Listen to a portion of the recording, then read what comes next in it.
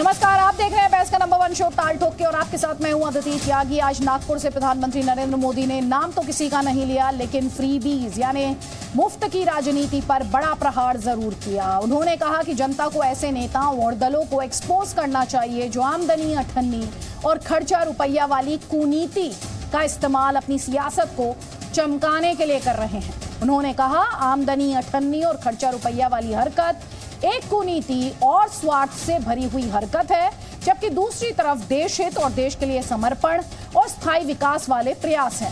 प्रधानमंत्री मोदी ने गुजरात विधानसभा में बीजेपी की बम्पर जीत को उसकी आर्थिक नीति और विकास की रणनीति का परिणाम बताया। प्रधानमंत्री ने मुफ्त की राजनीति पर आगे शॉर्टकट के नाम से भी प्रहार किया। उन्होंने कहा कि शॉर्टकट अपनाने वाले नेताओं को देश का विजन समझना होगा और स्थायी विकास के जरिए भी चुनाव जीते जा सकते हैं। जिस समय नागपुर में प्रधानमंत्री मोदी चुनाव में शॉर्टकट की राजनीति पर बात कर रहे थे, उसकी कुछ ही देर बाद हिमाचल में कांग्रेस की नई नवेली सरकार के डिप्टी सीएम मुकेश अग्निहोत्री अपने मैनिफेस्टो में किए गए वादों को पूरा करने का ऐलान कर रहे थे। इससे पहले मुफ्त को लेकर दिल्ली के मुख्यमंत्री अरविंद केजरीवाल बीजेपी से लेकर कांग्रेस के निशाने पर रहे हैं। गुजरात में भी उन्होंने दिल्ली की ही तर्ज पर बहुत से ऐलान किए थे। अब सवाल यह है कि आखिर प्रधानमंत्री मोदी ने चुनाव में शॉर्टकट वाला मुद्दा आज क्यों उठाया? उन्होंने आमदनी अठन्नी और खर्चा रुपया के नाम पर फ्रीबीज की पॉलिटिक्स पर प्रहार क्यों किया? सवाल यह भी उठता है, क्या देश में मुफ्त के नाम पर राजनीति होनी चाहिए? क्या ये देश की आर्थिक सेहत के लिए सही है? ऐसे ही तमाम सवालों पर हम ठोकेंगे ताल, लेकिन उससे पहले ये रिपोर्ट देखिए आप। आपको जीरो बिल चाहिए कि नहीं चाहिए? रेवड़ी चाहिए नहीं चाहिए? सरकार बनने के 3 महीने के अंदर आपके सबके बिजली के बिल जीरो आया करेंगे। ऐसे स्वार्थी राजनीतिक नेताओं को एक्सपोज करिए। आमदनी अठन्नी, खर्चा रुपया। जो हमने वायदे किए पहली कैबिनेट में करेंगे। कर्मचारियों को ओपीएस, 1500 रुपए महिलाओं को, 1 लाख नौकरियां।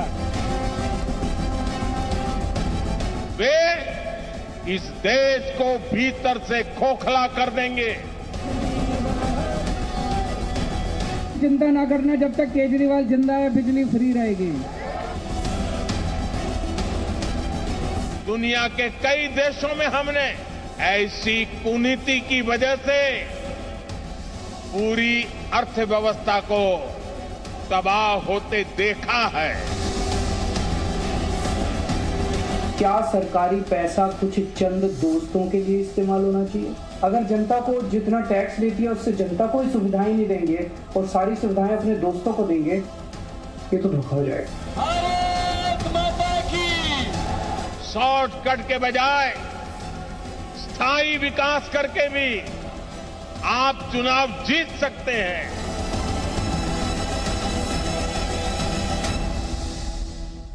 कई खास मेहमान इस वक्त हमारे साथ हैं। बीजेपी का पक्ष रखने के लिए आरपी सिंह हमारे साथ हैं। डॉक्टर अजय आलोक हैं, पॉलिटिकल एनालिस्ट हैं। डॉक्टर अजय आलोक, अभी आपने सुना अरविंद केजरीवाल ये कह रहे थे जनता टैक्स देती है, जनता अगर टैक्स भरती है और हम कुछ सुविधाएं जनता तक पहुंचाना चाहते हैं तो इसमें बुराई क्या है?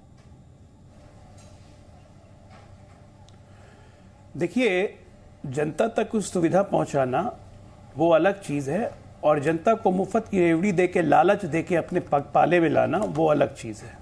दोनों को एक तुलना में नहीं किया जा सकता है। अर्थव्यवस्था पे बोझ क्या पड़ता है और अर्थव्यवस्था चरमराती कैसे है, इसका क्लासिकल एग्जाम्पल हमारे बगल का देश श्रीलंका है, जहां पे लगातार टैक्स माफी टैक्स माफी टैक्स माफी करते ऐसी हालत आ गई कि वहां भुखमरी हो गई। हमारे अन्य राज्य हैं, पश्चिम बंगाल का क्या हाल हो रहा है, दिल्ली है, दिल्ली का कोई खर्च नहीं है क्योंकि आधे से ज्यादा खर्चा दिल्ली का केंद्र सरकार उठा लेती है। रेवेन्यू प्लस स्टेट है, लेकिन तभी डेफिसिट में धीरे धीरे बढ़ रहा है। इसी क्योंकि फ्री बिजली, फ्री पानी और उसमें भी घोटाला। अभी तो ये अब सीएजी जांच करके अब उसको सीबीआई के पास रिकमेंड कर रही है। भाई 60 लाख लोगों का घर का कनेक्शन है, 90 लाख लोगों का बिल माफ किया जा रहा है, 30 लाख के पैसे कहां जा रहे हैं? तो ये सब चीज एक एक करके निकलेगा। आप जनता को राहत देने के नाम पे आपका कोई दायित्व नहीं है कि टैक्स पेयर के पैसे से आप गुलछर्रे उड़ाएं। आप आम आदमी पार्टी की दिल्ली सरकार और पंजाब की सरकार को देखिए। आप बताइए पंजाब की सरकार क्या काम कर रही है? ये बिहार के तमाम न्यूज़पेपर्स के हेडलाइंस में रहता है, कर्नाटका और तेलंगाना के न्यूज़पेपर्स के हेड पर फ्रंट पेज पे रहता है। कितने पैसे खर्च हो रहे हैं इससे, ऐसे क्या करने की कोशिश की जा रही है? तो तमाम फ्रीबीज और ये एडवर्टीजमेंट पॉलिटिक्स ये कहीं ना कहीं देश की इकोनॉमी को खस्ता कर रहे हैं। आप अपने काम बताइए, लेकिन काम बताने का ये मतलब नहीं है कि जनता के गाड़ी टैक्स पेयर्स के पैसे को आप इस तरह से उड़ा दें। और प्रधानमंत्री ने जो बोला बिल्कुल ठीक बोला, ये शॉर्ट टर्म गेन के लिए आप लॉन्ग टर्म कंट्री का नुकसान नहीं कर सकते हैं। मेरा बड़ा स्पष्ट मानना है इसमें। ओपीएस की आपने कांग्रेस ने घोषणा की है, क्या हालत होगी आज से 5 साल के बाद हिमाचल प्रदेश की अर्थव्यवस्था की? कहां से लाएंगे पैसे? अब उसके चक्कर में बाकी राज्यों में भी आप करेंगे। तो जब मैं ये पूछता हूं कि अगर इतनी खराब स्कीम थी, ओल्ड पेंशन स्कीम जो रिवाइव किया है इन्होंने, अटल बिहारी वाजपेयी जी ने 2003 में खत्म किया था, 4 से लेकर 14 तक यूपीए की सरकार थी, उस वक्त क्यों नहीं दे दिया अगर ये इतनी खराब थी? तो ये साफ दिखाता है कि चुनाव जीतने के लिए देश का भट्ठा बैठ जाए वो मंजूर है, देश की इकोनॉमी का भट्ठा बैठ जाए वो मंजूर है, लेकिन चुनाव जीतना अब इन लोगों के लिए डू और डाई का सिचुएशन हो गया है। लेकिन उसके चलते आप देश को सफर करने के लिए नहीं छोड़ सकते। ठीक है, जवाब ले लीजिए। हमारे साथ कांग्रेस पार्टी से महिमा सिंह हैं। महिमा जी, अभी आपने सुना डॉक्टर अजय आलोक कह रहे थे कि देश का भट्टा बैठ जाए वो मंजूर है, लेकिन चुनाव में किसी कीमत पर जीत चाहिए। उन्होंने 2 बातें और उठाई। उन्होंने कहा कि ओपीएस से इकोनॉमी का क्या हाल होगा और राज्य पर जो बोझ बढ़ेगा उसका क्या, प्लस उन्होंने कहा कि इतने टाइम आपकी पार्टी का शासन रहा, अटल बिहारी वाजपेयी सरकार ने जब इस पर रोक लगाई, इतने आप क्यों नहीं ले आए? नमस्कार अदिति जी, नमस्कार। और सभी दर्शकों को भी बहुत बहुत नमस्कार। ये जो बातें मैं अभी सुन रही थी और जो आपकी आज की चर्चा का विषय है, बेहद महत्वपूर्ण विषय है। सर्वोच्च न्यायालय भी इस पर विचार कर रहा है।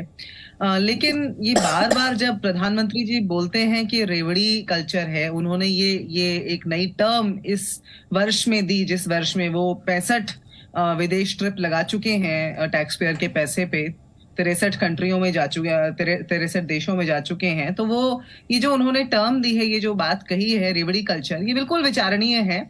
और ये जो ओल्ड पेंशन स्कीम की अभी बात हो रही थी, उस पर भी मैं अभी आऊंगी, पर उससे पहले जो बातें देखना बहुत जरूरी है वो ये है कि प्रधानमंत्री जी अपने सारे पूंजीपति मित्रों का कर्ज माफ कर देते हैं। नीरव मोदी, मेहुल चौकसी किसकी शह पर देश से भागे हैं वो सबको मालूम है। सबको मालूम है कि उत्तर प्रदेश के अंदर स्कूटी का वायदा किया गया था, उसे पूरा नहीं किया गया। कांग्रेस ने जो कहा है वो करके दिखाया है। आज ही नहीं, सदा कांग्रेस की जो संस्कृति है, जो बात अभी कही जा रही थी, बात ठीक है, आज वो संस्कृति देश में बढ़ती जा रही है और उसके शिरोधार्य जो हैं वो नरेंद्र मोदी जी खुद हैं। उनके यहाँ से जितना रेवड़ी कल्चर फैला है उतना कहीं से नहीं फैला है।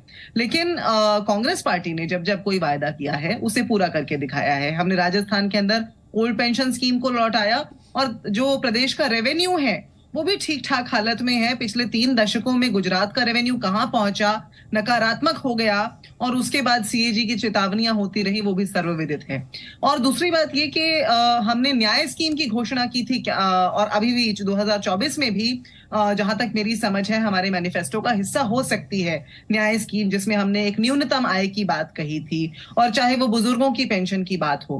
कांग्रेस पार्टी जब भी ऐसे कोई घोषणाएं करती है उसके पीछे शोध होता है अदिति जी, उसके पीछे बेहद इलैबोरेट रिसर्च होता है।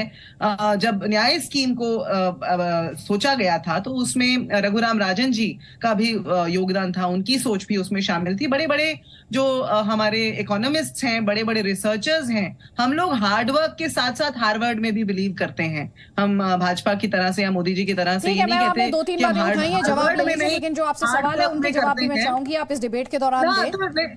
आगे मैं आपको मंच दूंगी, आगे आपको मंच दूंगी, प्लीज अब जवाब ले लीजिए। आरपी सिंह, इन्होंने 2-3 बातें की। इन्होंने कहा जब टैक्स पेयर्स के पैसे से प्रधानमंत्री विदेश दौरा करते हैं तब क्या। इन्होंने कहा आपने अपने पूंजीपति मित्रों को फायदा पहुंचाया है, उनका क्या। हम तो जनता तक राहत पहुंचा रहे हैं। चलिए, मैं पहले इस बात से शुरू करता हूं जो लास्ट में कई पूंजीपति मित्रों को फायदा पहुंचा रहे हैं। मैं चैलेंज देता हूं, बता दीजिए कि एक भी पूंजीपति मित्र या कोई मित्र ऐसा हो। मैं तो जिन पूंजीपति मित्रों की बात करते हैं उन्हीं पूंजीपति मित्रों के से ये राजस्थान में भी बेनिफिट लेते हैं और उनकी इंडस्ट्री लगाने की बात करते हैं। अभी अडानी, इसको इन्होंने स्वागत किया। गहलोत साहब ने वहां पर उनकी इंडस्ट्री लगाने की बात भी करी। और मेरा चैलेंज है, बता दीजिए कहीं रिकॉर्ड पे कि किसी का भी कोई कर्जा माफ किया हो। कोई कर्जा माफ नहीं हुआ, सबके कर्जे वापस गुराए जा रहे हैं। और इन्होंने दो नाम लिए, क्या कहते हैं, दो भगोड़ों के नाम लिए। दोनों भगोड़ों के प्रॉपर्टीज यहाँ पर कुर्क कर दी गई हैं, सारी की सारी प्रॉपर्टीज कुर्क कर दी गई हैं और लगभग 80-85% पैसा उनका रिकवर हो चुका है प्रॉपर्टी कुर्क करने से। चाहेंगे तो मैं आपको ऑफिशियल डेटा डिटेल सारी भेज दूंगा, परंतु क्योंकि एक कहने के लिए बात कहनी इसलिए कहते हैं, परंतु उन्हीं लोगों से, उन्हीं इंडस्ट्री से ये बेनिफिट अपने मतलब ये अपनी स्टेट में भी उनको स्वागत करते हैं। परंतु हाँ, मुझे वो किंगफिशर की टिकटें फ्री किसके नाम पर जाती थी और किंगफिशर के चार्टर्स किसके नाम पर जाते थे, मुझे याद दिलाने की जरूरत नहीं, अगर याद होगा तो चुभेगा। परंतु मूल बात पे है, क्या इन्होंने किसान का कर्जा माफ करने के बाद राजस्थान में ये कितने किसानों का कर्जा माफ किया ये बता दीजिए। कह गए थे राहुल गांधी 10 दिन के अंदर मैं ऐसी उंगलियां करके खाता 10 दिन में आऊंगा और कर्जे माफ कर दूंगा, राजस्थान में सरकार ले आइए। जरा वहां जाकर किसानों की हालत देख लीजिए क्या, और किसान क्या कहते हैं राहुल गांधी को लेकर।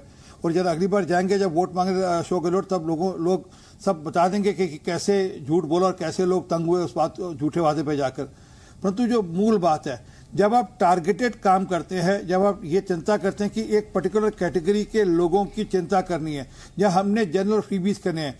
अभी मुझसे पहले आलोक जी ने बताया किस प्रकार से बिजली फ्री के नाम पर आपने जितने लोग हैं नहीं वहां पर, उससे ज्यादा को पैसा खाते में जा रहा है। वो सब्सिडी सरकार देती है, जबकि मुझे याद है जब केजरीवाल सरकार देती है, जबकि मुझे याद है जब केजरीवाल साहब आए थे तब उन्होंने कहा था कि मैं रिलायंस, टाटा और अंबानी की जेब से पैसा लाकर आपको वो सब्सिडी दूंगा। मुझे याद है 35% आपका रेट कम करूंगा बिजली का, टाटा और अंबानी की जेब से लाकर दूंगा। उल्टा टाटा और अंबानी की जेब में पैसा डालना शुरू कर दिया उन्होंने तो, और वो भी कोई खाता नहीं। मैं आपको अभी डिबेट के दौरान मंगवा लूंगा, बिजली का बिल दिखा दूंगा। 7% चार्ज करते हैं हर बिल को और पेंशन के लिए। वो बेशक जैसा मर्जी बिल हो उसको 7% पेंशन का और एक सरचार्ज लगा रखा है। दिल्ली में पेंशन मिलती नहीं किसी को और 7% हर बार जाती हो, किसके खाते में जा रहा है, किसके पास पैसा जा रहा है। ठीक है सर, जवाब लीजिए। ये जरा पॉइंट दर पॉइंट डिबेट करेंगे तो बेहतर होगा। मेरी आप सभी पैनलिस्ट से रिक्वेस्ट है कि आप टू द पॉइंट रहें ताकि तभी का तभी मैं उसका काउंटर ले सकूं। हमारे साथ जैस्मीन शाह, क्योंकि सीधे तौर पर दिल्ली सरकार पर हमला बोल रहे थे। जैस्मीन शाह, प्रधानमंत्री मोदी कह रहे हैं आमदनी अठन्नी खर्चा रुपया वाली ये जो पॉलिसीज हैं या ये जो वादे हैं, ये कुनीति है, ये स्वार्थ से भरी हरकत है, ये देश की इकोनॉमी के कॉस्ट पर वोट वाली सियासत है। देखिए, अगर हम इस डिबेट को प्रधानमंत्री जी की जैसे हवा में ही बातों के जैसे करना चाहते हैं तो मैं ज्यादा कुछ नहीं कह सकता, लेकिन अगर हम आंकड़ों में जाएं तो सच्चाई उससे साफ आगे आ जाती है। दिल्ली सरकार आज एकमात्र सरकार है जो फ्री बिजली, पानी के अलावा मुफ्त शिक्षा, स्वास्थ्य और अच्छी शिक्षा स्वास्थ्य देती है। हमारा कर्जा कितना है? पिछले 8 साल से अरविंद केजरीवाल जी यहाँ पे सरकार चला रहे हैं, सरप्लस बजट से सरकार चला रहे हैं, एक नए पैसे का कर्जा नहीं लिया। अब गुजरात की बात कर लेते हैं, जो बीजेपी का मॉडल है, प्रधानमंत्री जी का मॉडल है। वहां पे अगर आप देखिए बिजली मुफ्त नहीं मिलती, शिक्षा भी मुफ्त नहीं मिलती, इनके 6000 सरकारी स्कूल बंद हो गए। कर्जा कितना है? 1.5 लाख करोड़ रुपए का कर्जा है। तो ये जब सवाल आता है कि रेवड़ी क्या होती है, रेवड़ी होती है जब आप अमीर उद्योगपतियों के एनपीए माफ करते हो। आपको ये ताजुब होगा, पिछले 5 सालों में मोदी जी के अंदर 11 लाख करोड़ का एनपीए माफ हुआ है। डिफॉल्टर 12,000 हैं, एक को भी जेल के अंदर नहीं डाला गया है। तो अपने दोस्तों को तो आप रेवड़ी नहीं रबड़ी दे रहे हैं, और जब गरीबों को अरविंद केजरीवाल जी एक ईमानदार सरकार चला के पैसे की बचत करके अगर कुछ मुफ्त सुविधाएं देते हैं तो ये आप इसको रेवड़ी कहते हैं।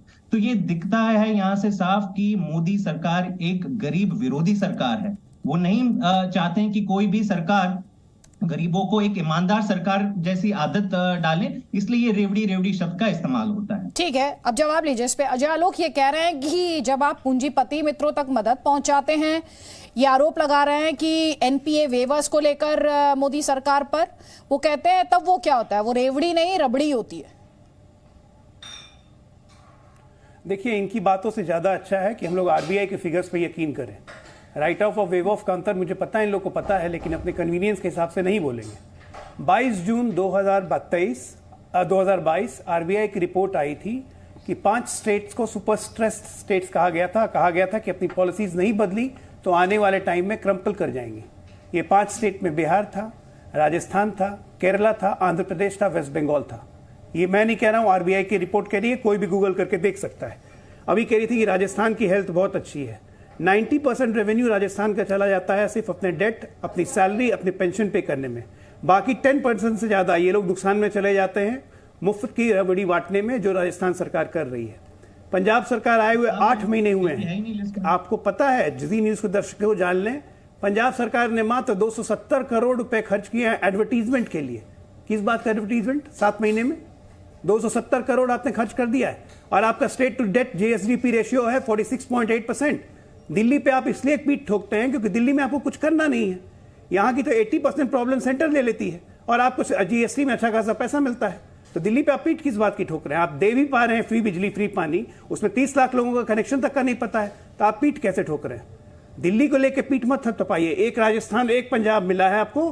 पंजाब की इकोनॉमिक कंडीशन, आपने estimated economic condition next year के लिए 48% है, जो 46% से बढ़ के 48% हो जाएगी आपके राज्य में। क्या ये कहीं से ठीक फाइनेंशियल मैनेजमेंट है? आप 50% से ज्यादा आपका रेवेन्यू सेंटर से आता है, in forms of grant, in forms of GST. आपकी अपनी रेवेन्यू कहां बची है पंजाब में? तो जवाब ले लीजिए, आपको जवाब देना चाह रहे जैस्मिन शाह का जवाब। 270 करोड़ तो खर्च कर दिया एडवर्टीजमेंट पे।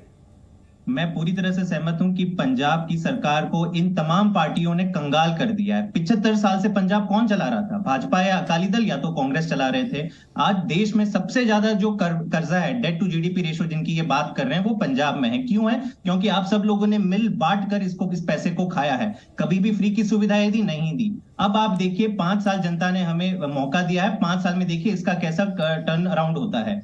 दिल्ली की बात कर ले, क्योंकि ये रेवड़ी कल्चर का जो शब्द है दिल्ली से, तो आप भी मानते हैं कि ना ही दिल्ली की फाइनेंशियल सिचुएशन स्ट्रेस्ड है, ना ही वो किसी भी लिस्ट में आता है। आज एक वो देश के सामने एक मॉडल है। आप कहते हैं कि नहीं, आपको आधे काम आप नहीं करने पड़ते। आपको ये भी पता है कि हमें सेंट्रल फाइनेंस कमीशन का पैसा नहीं मिलता है। दिल्ली के लोगों के पैसे से दिल्ली चलाते हैं। पहले भी इन्हीं पैसे से कोई रेवड़ी नहीं मिलती थी, कोई फ्री की सुविधाएं नहीं मिलती थी। हम फ्री की सुविधाएं भी दे रहे हैं और कर्जा एक नया पैसे का नहीं लिया। लेकिन आप ये बताइए ना देश की जनता को कि 1.5 लाख करोड़ गुजरात पे डेट क्यों है? आपने कोई खर्चा नहीं किया, जनता को कोई सुविधाएं नहीं दी। 1.5 लाख करोड़ आरबीआई की, अब आरबीआई के आंकड़े की बात करें तो आरबीआई ने कहा है कि आज गुजरात एक डेट ट्रैप में जाने की उसकी स्थिति बन गई है। तो इसका जवाब देना पड़ेगा। अच्छा, देश की बात करें, देश का जो ओवरऑल पहले इस पॉइंट पर जवाब ले लीजिए। देखिए, ये एक ऐसा मुद्दा है कि जनता को समझ आना चाहिए, इसीलिए मैंने कहा टू द पॉइंट होगी तो डिबेट होगी। अजय आलोक जी, आपका जवाब बोलूंगा, बस एक आखिरी पॉइंट बोलूंगा, क्योंकि हम केंद्र की बात कर रहे हैं। बस आखिरी पॉइंट, आप इसका भी मुझे उत्तर देना, आप उत्तर मांगे बीजेपी से कि देश का डेट 53 करोड़ से 140 करोड़ 2015 से 2022 में इतना 3 गुना कैसे बढ़ गए? आप बहुत बोलते हैं ना फिस्कल मैनेजमेंट, ये आपके पूंजीपति लोगों की लोन राइट ऑफ करने से बढ़ा है। लेकिन इसका जवाब जरूर दीजिए। ठीक है, जवाब ले लीजिए। पहले डॉक्टर अजय आलोक आपका जवाब चाहती हूं मैं, उसके बाद आरपी सिंह जी आपका जवाब। ये बार बार लोन राइट ऑफ कह रहे हैं, इन्हें पता है राइट ऑफ और वेवर में क्या अंतर है, तभी जानबूझ के लोग बोलते हैं भ्रम फैलाने के लिए।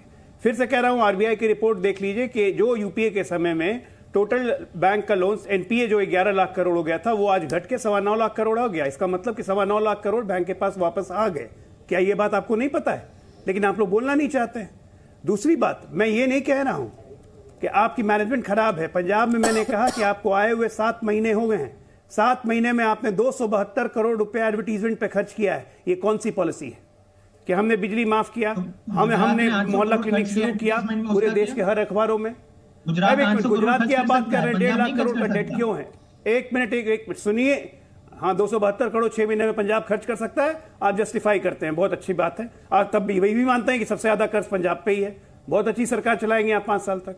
गुजरात की बात आप करते हैं, 1.5 लाख करोड़ का डेट क्यों है? आज की तारीख में देश के जीएसडीपी का 20% गुजरात से आता है। आज की तारीख में देश में सबसे बड़ा एम्प्लॉयर गुजरात है। आज की तारीख में सारी इंडस्ट्रियल फैसिलिटी गुजरात की तरफ मूव कर रही है। आज की तारीख में हर वो काम गुजरात में हो रहा है जिससे देश को प्रेरणा मिल रही है। क्या ये बात आपको नहीं पता है? ठीक है, आप इस पे जल्दी से कमेंट में घनश्याम तिवारी को, जैस्मिन शाह में वापस आपको मंच दूंगी। एक कमेंट में घनश्याम तिवारी का यहाँ पर लेती हूँ। ठीक है, एक सेकंड रुक जाइए। एक कमेंट घनश्याम तिवारी का भी ले लीजिए इस डिस्कशन में।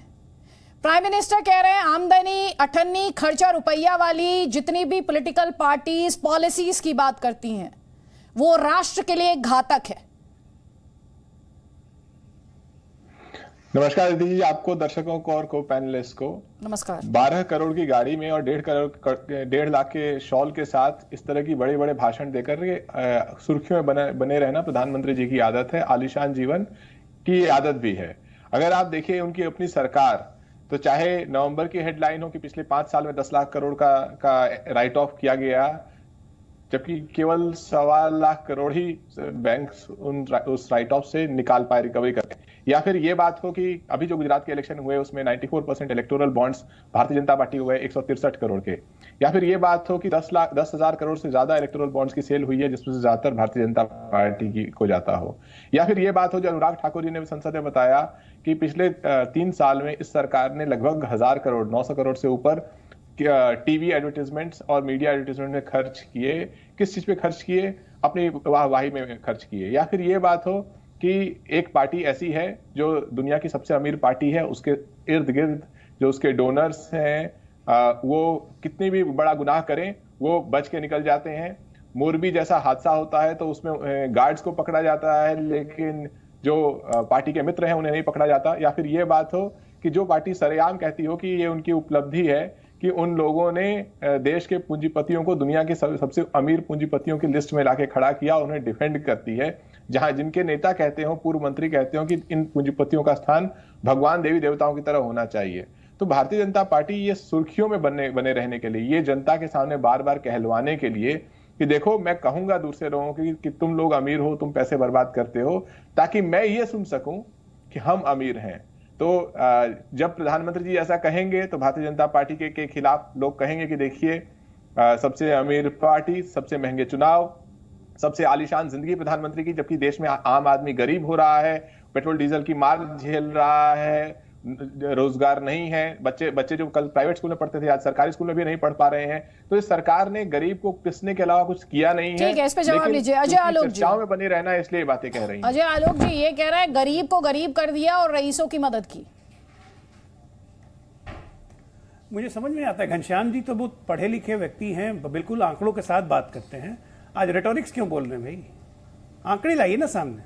देश का भट्टा बैठ गया होता तो आज तो जीएसडीपी, हमारे देश का जीएसडीपी कह रहा है 6.9% जाएगा ग्रोथ रेट। देश में सब कुछ खराबी हो गया होता। अभी आपने बोला कि 1.25 लाख करोड़ की सिर्फ रिकवरी हुई है। पेपर पे घनश्याम जी ये सब, मैं ऐसे नहीं बोलता हूं, आप जानते हैं कितनी रिकवरी हो गई बैंकों की। 9.25 लाख करोड़ की रिकवरी हो गई, आप 1.25 लाख करोड़ बोल रहे हैं। अब प्रधानमंत्री जी के 1.5 लाख सूट पे आप आंख लगा के बैठे हुए, लगता है आप पूछ के आए थे प्रधानमंत्री जी से कि कितने में खरीदा, कहां से खरीदा। बिल आपको भेज दिया होगा, इसलिए आपको पता होगा 1.5 लाख का सूट है। तो ये रेटोरिक्स मत कीजिए। आज जो बात हो रही है, एक इंटेलेक्चुअल, एक पढ़े लिखे इंसान की तरह, आप अमेरिका में रहे हुए हैं, वहां काम किया हुआ, इकोनॉमी समझते हैं आप। मैं एक पार्टी की बात नहीं कर रहा हूं, बीजेपी या आम आदमी पार्टी या कांग्रेस पार्टी। एक देश के नागरिक होने के नाते बताइए कि क्या फ्रीबीज की संस्कृति कहीं से भी वाजिब है आज की तारीख में? और स्पेशली तब जब इस ग्लोबल रिसेशन में हमारी इकोनॉमी, भारत की इकोनॉमी अच्छी कर रही है, हमारा इंफ्रास्ट्रक्चर बढ़ रहा है, हमें $5 ट्रिलियन की इकोनॉमी करनी है। तो इस तरह से जो घोषणा हो रही है या कहीं से भी सही है? बात इतनी है, मुद्दों पे रहिए ना। रेटोरिक्स, आप प्रधानमंत्री के आलोचक हैं, आप कीजिए आलोचना, उसकी मैं फिक्र नहीं करता हूं। लेकिन आज की तारीख में जब देश आगे बढ़ रहा है, 15-20 स्टेट आगे बढ़ रहे हैं और 10 स्टेट ऐसे हैं जो पीछे खींच रहे हैं, और उसके कारण देश पीछे जा रहा है। ये कहीं से भी जायज है? क्योंकि देश स्टेट्स को तो छोड़ेगा नहीं। मान लीजिए कोई स्टेट दिवालिया हो गया, कल को बिहार दिवालिया हो गया, वेस्ट बंगाल दिवालिया हो गया, सैलरी देने के पैसे नहीं रहे, ऐसा थोड़ी ना कि केंद्र छोड़ देगा, केंद्र को देना ही पड़ेगा। आरबीआई इसी पे चिंता करता है कि आप अपने खर्चे नहीं मीट कर रहे हैं, लेकिन आप अपने एक्सपेंडिचर्स को बढ़ाते जा रहे हैं इन टर्म्स ऑफ फ्रीबीज। तो ये जायज नहीं है। क्या इस बात को आप मानेंगे या नहीं मानेंगे? जब आरबीआई की स्टेट ऑफ द स्टेट सर्वे आप देखिए नवंबर 2022 का निकला है, जैसे अभी अदिति जी आप जो फ्लायर दिखा रही थी कि अलग अलग पार्टियों ने क्या फ्रीबी ऑफर किया, सो कॉल्ड फ्रीबी, उसमें आपने दिखाया कि समाजवादी डाल दीजिए। घनश्याम तिवारी जी जिस इन्फॉर्मेशन की बात करें ताकि दर्शक भी वो इन्फॉर्मेशन एक बार फिर से देख पाए। घनश्याम तिवारी जी बात पूरी कर लीजिए। समाजवादी पार्टी ने कहा कि बच्चियों को मुफ्त शिक्षा दी जाएगी। अगर आप जिसे कह रहे हैं कि भारत चमकता भारत जो अजय आलोक को दिखाई दे रहा है और भारतीय जनता पार्टी को दिखाई दे रहा है, आरबीआई की स्टेट ऑफ द स्टेट सर्वे जो हर स्टेट का कच्चा चिट्ठा है जो नवंबर की है, उसमें आप देखेंगे कि बिहार में 35% यानी कि 100 में से 35 लड़कियां ही 11वीं कक्षा में एडमिशन लेती हैं। उत्तर प्रदेश में 40% लड़कियां 11वीं कक्षा में एडमिशन लेती हैं। लगभग देश में 50% लड़कियां हैं जो 11वीं कक्षा में एडमिशन लेती हैं। ये आरबीआई का स्टेट ऑफ द स्टेट। ये चमकता भारत केवल एक गुजरात का चमकता हुआ आइलैंड है, क्योंकि वहां पर सभी पूंजीपतियों की साख सरकार ने बरकरार रखी है और महाराष्ट्र और अन्य राज्यों के प्रोजेक्ट्स वहां जा रहे हैं। अगर केंद्र सरकार राज्यों के प्रोजेक्ट्स मदद करे कि एक ही राज्य में चले जाएं, तो उस राज्य की उपलब्धि नहीं है। ये तो प्रधानमंत्री जी की उपलब्धि है कि वो गुजरात में के मुख्यमंत्री की तरह के भी काम करते हैं और प्रधानमंत्री की भी तरह भी काम करते हैं। जहां तक देश की आप जवाब ले लीजिए इस पर, अब इस पर जवाब ले लीजिए आप। आरपी सिंह जी आपको जवाब देना चाह रहे हैं। आरपी सिंह जी, घनश्याम तिवारी ये कह रहे हैं कि प्रधानमंत्री खुद इस तरह की सिचुएशन क्रिएट करते हैं ताकि सारा बिजनेस जो है वो गुजरात चला जाए। मैं माफी चाहता हूं कि किसी प्रदेश को कोई रोक नहीं है, ना महाराष्ट्र को ना पंजाब को। अभी मैं कल सुन रहा था पंजाब के मुख्यमंत्री कह रहे कि हम वहां पर बड़ा कॉन्क्लेव करने जा रहे हैं, उड़ीसा में कॉन्क्लेव करने जा रहे हैं। पूरी छूट है, आप कॉम्पिटिटिव स्टेट बनिए और लाइए अपने यहाँ लोगों के लिए रोजगार पैदा करिए, अपने यहाँ सुविधा ऐसी दीजिए ताकि लोग आपके यहाँ आ सके। तो ये तो बेकार की बात है कहना कि नहीं वो राज्य ज्यादा ले गए, वो जिस राज्य में हिम्मत होगी ले जाएगा। और आज उत्तर प्रदेश डिफेंस प्रोडक्शन में आगे बढ़ रहा है। अब बाकी प्रदेश बोले उत्तर प्रदेश ही को डिफेंस प्रोडक्शन में आगे बढ़ रहा है, या डिफेंस के सारे प्रोजेक्ट्स उत्तर प्रदेश को अपने यहाँ लाने की कोशिश कर रहा है। तो ये उनकी कुशलता है, कार्य कुशलता है कि वो अपने ला पा रहे हैं। परंतु घनश्याम तिवारी जी, ये जो चाइल्ड बच्चियों के आप डाटा दे रहे थे यार, गुजरात का डेटा भी दे दीजिए, क्या कहते हैं केरल का डेटा भी दे दीजिए। फिर नेगेटिव मत प्रोजेक्ट की ना सारी चीज़ों को। परंतु जो असली बात बताइएगा, भगवंत मान जी अभी आए थे मोदी जी के पास, क्या क्या कर रहे थे, 50,000 करोड़ रुपए अभी दे दो, 50,000 करोड़ रुपए अगले साल दे दो। अरे किसने कहा था आपको बड़े 1 लाख करोड़ रुपए मांगा? किसने कहा था कि आपको वादे करो ऐसे जो पूरे ना कर सको? आपको पता है कि इकोनॉमिक कंडीशन कैसी है। और जरा दिल्ली का भी मैं चाहता हूँ आदित्य जी इनको दिल्ली का भी डेटा दे दें कि दिल्ली में स्थिति क्या है, एक्चुअल में क्या है। ये कहते हैं हम सरप्लस है, पर एक्चुअल में स्थिति क्या है। आज जल बोर्ड के ऊपर 30-35 हजार करोड़ रुपए का कर्जा, जिसका कोई बही खाता कोई हिसाब नहीं है इनके पास। डीटीसी की क्या दुर्दशा है, एक बस पिछले 6 साल में इन्होंने जोड़ी नहीं, बसें कम हुई है डीटीसी की। और जबकि दिल्ली को 5 गुना ज्यादा बसें चाहिए थी आज से 6 साल पहले। तो अगर आप सुविधा, दिल्ली में एक नया फ्लाईओवर, एक नया अंडरब्रिज, नई एक सड़क इन्होंने 6 साल में बनाई नहीं। दिल्ली में पीने के पानी की सुविधा, घर तक नलके की बात थी, किस घर तक नलका पहुंचा बता दीजिए ये रहिए। और मेरा चैलेंज स्वीकार कर लीजिएगा, केजरीवाल साहब को कह दीजिएगा, जैस्मीन शाह साहब एक मिनट सुन लीजिए, जैस्मीन शाह साहब केजरीवाल साहब को बोल दीजिएगा अपने यहाँ कॉन्स्टिट्यूंसी में चाणक्यपुरी का नलके का पानी 1 हफ्ता पीने और सरकारी अस्पताल में इलाज कराएं, होटल में जाकर इलाज मत कराएं अपना। ठीक है, जवाब ले लीजिए जैस्मीन शाह। देखिए, पहले मैं अजय आलोक जी का जवाब देना चाहूंगा। वो एक ये दिखा रहे हैं, इमेज दिखा रहे हैं कि देश में बहुत विकास हो रहा है और हर चीज में हम आगे बढ़ रहे हैं। तो मैं इनकी बात से सहमत हूं, क्योंकि देश कुछ इंडिकेटर्स में भी बहुत आगे बढ़ रहा है। मैं आपको एग्जांपल देता हूं ग्लोबल हंगर इंडेक्स का। 2020 में इंडिया का रैंक आया 94 107 में से। उससे पहले 90 पे था, 94, तो बहुत आगे रैंक हो गया है, बड़ी विकास हो गया है। दूसरा यूएन ह्यूमन डेवलपमेंट इंडेक्स। आप यूएन को तो मानते हैं, आप तो हमेशा यही कहेंगे कि सारे आंकड़े खराब है। यूनाइटेड नेशंस को अगर आप मानते हैं तो उसके हिसाब से उनके ह्यूमन डेवलपमेंट इंडेक्स में हम 131वें नंबर पे हैं 150 देशों में से। और ये कब का है? 2021 का आंकड़ा है, उससे पहले हम 120 पे थे। तो ये है आपके डेवलपमेंट के मायने, जो देश और विदेश में जनता देख रही है। आपको लगता है यहाँ पे कुछ चुनिंदा आंकड़े दिखा देंगे और बहुत ज्यादा वाहवाही लूट लेंगे, तो ये नंबर आपकी सच्चाई को बाहर निकालते हैं। अब आरपी सिंह ने कहा कि दिल्ली में ये है वो है। देखिए, या तो लोग आपकी बात माने या सीएजी की बात माने। सीएजी केंद्र सरकार के अंदर एक इंडिपेंडेंट बॉडी है। सीएजी की रिपोर्ट में लिखा है कि दिल्ली सरकार सरप्लस बजट चलाती है। तो ये जो झूठे आंकड़े, देखिए आप अपनी बात रखिए, हर चीज पे झूठ। आप बोल रहे हैं कि यहाँ पे बसें नहीं बढ़ी। रिकॉर्ड नंबर ऑफ बसेस आज दिल्ली में चल रही हैं 7,500। शीला जी के टाइम पे 5,500 बसें चला करती थी और हम ये आंकड़ा 10,000 तक चल जाएंगे। अब मुझे एक चीज बताइए कि बीजेपी का कोई सा भी शहर बताइए जहाँ पे 10,000 बसें या 7,000 बसें चल रही है। आप अपने काम गिनाइए ना। आप झूठे आंकड़े, हम कह रहे हैं कि हमने दिल्ली में 20,000 नए क्लासरूम बनाए। आप एक स्टेट बता दीजिए बीजेपी का जहाँ पे आपने 20,000 नए क्लासरूम बनाए। मैं तो कह रहा हूँ कि गुजरात में आपने कैलाश गहलोत को बोलिएगा, इंफ्रास्ट्रक्चर का जो आप हवा बना रहे हो कि वो लिखकर दे दे कि दिल्ली में 4,500 बसें चलती है कि अगर इंफ्रास्ट्रक्चर पे या गरीबों को सुविधाएं देने में कोई भी पार्टी काम करे वो आम आदमी पार्टी है। आप बाकी हवा में जो भी बातें करते रहिए उसका जमीन पे कोई फर्क नहीं पड़ता। बसें चलती है, कुल मिलाकर 3782 बसें चलती हैं दिल्ली के अंदर। आरपी सिंह जी, आप अगर ये आंकड़े पे अगर आपको कल वापस बहस करनी है, मेरा चैनल स्वीकार करिएगा, इतना झूठ कह के आपको नहीं कह सकती, मुझे नहीं पता। आप लोग मुद्दे पर रहिए वरना चुप हो जाइए। एक सेकेंड, आप सब लोग मुद्दे पर रहिए वरना चुप हो जाइए प्लीज। मुद्दे पर रहिए, मुद्दे पर रहिए, क्योंकि इस बहस का एक मुद्दा है और वो बहस का मुद्दा है फ्रीबीज की पॉलिटिक्स।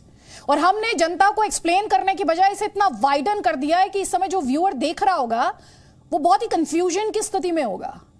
आप सब एक दूसरे पर आरोप लगा रहे हैं लेकिन कोई भी जवाब नहीं दे रहा।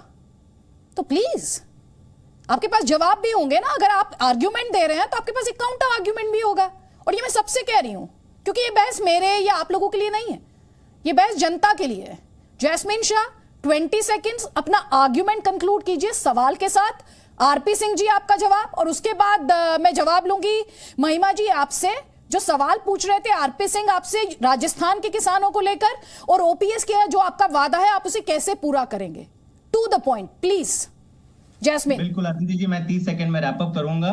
पिछले 7 सालों में केजरीवाल जी ने दिल्ली के अंदर एक ईमानदार सरकार चलाई है। बजट 30,000 करोड़ से 60,000 75,000 करोड़ ये साल का हमारा बजट बढ़ाया है। क्यों बढ़ाया? क्योंकि यहाँ एक ईमानदार सरकार है और उसी के अंदर अगर मुफ्त सुविधाएं गरीबों को दे रहे हैं तो ये लोग इसे रेवड़ी बोलते हैं। ये लोग अब जवाब दे दे कि गुजरात में इन्होंने पिछले 8 सालों में 6,000 स्कूल क्यों बंद किए, 1.5 लाख करोड़ का कर्जा क्यों किया और इससे आम लोगों को क्या फायदा हो रहा है वो आप बताइए। आप अपना मॉडल बताइए, हम अपना ठीक है। आरपी सिंह जी ये कह रहे हैं कि अरविंद केजरीवाल ने अगर कमाई बढ़ाई और जनता तक फायदा पहुंचाया तो इसमें क्या दिक्कत है? आप भी कीजिए ऐसा। जी जी जी, धन्यवाद जी। जरा ये बता दीजिए कि दिल्ली में कितने नए स्कूल जोड़े पिछले 6 साल में, स्कूल जोड़े, कितने नए कॉलेज जोड़े, कितने नए यूनिवर्सिटीज जोड़े सरकार की ओर से, कितने नए फ्लाईओवर बनाए, कितने नए अंडरब्रिज बनाए। सवाल का जवाब दीजिए ना, सवाल का जवाब सबसे अरे सर आप टोकिए सर, आपको टोका क्या?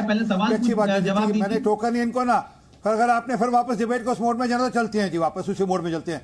एक चैलेंज और स्वीकार करिएगा मेरा। आपको मैंने पहले पानी का चैलेंज दिया, आपको भी चैलेंज दे रहा हूँ। अरे सुनिए जैस्मिन साहब, आपको भी चैलेंज दे रहा हूँ। अब तो आप सरकारी बंगले में रहते हो ना। अरे सुनिए, सरकारी बंगले में रहते हो, आपको दिल्ली सरकार का बंगला मिला हुआ, उस दिल्ली सरकार के बंगले का पानी पी लीजिएगा। एक हफ्ता उस दिल्ली सरकार के बंगले का पानी पी लीजिएगा और उसके बाद इलाज कराने आप सरकारी अस्पताल में जाइएगा। मेरा चैलेंज स्वीकार करिए। आप नहीं कर सकते ना, आप झूठ की डुगडुगी बजाकर आप पानी की बात करते हैं, झूठा पानी की। चलिए, यहाँ मुझे किसी से जवाब नहीं मिल रहा। जल्दी से एक जवाब महिमा सिंह मैं आपसे चाहती हूँ और उम्मीद करती हूँ कम से कम आप मुझे जवाब देंगी। ओपीएस का जो आपका वादा है, आपकी सरकार का क्या प्लान है, उस पर आप जवाब दीजिए मुझे। राजस्थान में किसानों को लेकर जो अजय आलोक थोड़ी देर पहले सवाल पूछ रहे थे, इस पर जवाब दीजिए मुझे। मेरे 2 सवाल हैं, दोनों सवालों के जवाब। अपेक्षाएं आपकी भी हैं अदिति जी, अपेक्षाएं हमारी भी होती हैं एक संतुलित पैनल की। आपके पैनल पर बीजेपी के 2 बैट्समैन हैं, ये बात बड़ी एहतियात के साथ कह रही हूँ मैं विपक्ष के भी now you have raised the panel please. No now let me finish. विपक्ष सुन लीजिए, प्लीज सुन लीजिए। इसमें विपक्ष के भी 3 पैनलिस्ट हैं। आप अपनी भावनाएं अभी व्यक्त करेंगी और मैं अपनी भावनाएं व्यक्त करूंगी। No I am just giving you a counter argument. I am giving you a counter argument. It is 3 versus 2। ठीक है जी, जो है वो सर्वविदित है अदिति जी, दिखाई दे रहा है। हाँ मैम, जो दिखाई दे रहा वही मैं आपको बता रही हूँ। इट इज ऑपोजिशन की 3 parties versus BJP and an analyst. हाँ, so please don't, that is your interpretation, you did not put it to the channel. That's fine. I will do what I think is appropriate, Aditi ji. I will not be governed by your mind. Thank you so much. No, I'm not trying to govern you, but I'm also not going to let you attribute anything to the channel. Do not put words in my mouth. I'm not putting words into your mouth. I'm just responding to what you said, madam. I'm just responding, please. मैं आपके panel पे अपने जो जितनी मेरी क्षमता है बौद्धिक तौर पर उसको लेकर आई हूं और उस बात को कहूंगी। देखिए, आपने ओल्ड पेंशन स्कीम की बात पूछी। मैंने पहले भी कहा था कि राजस्थान में हम लागू कर चुके हैं, वहां हो रहा है लागू।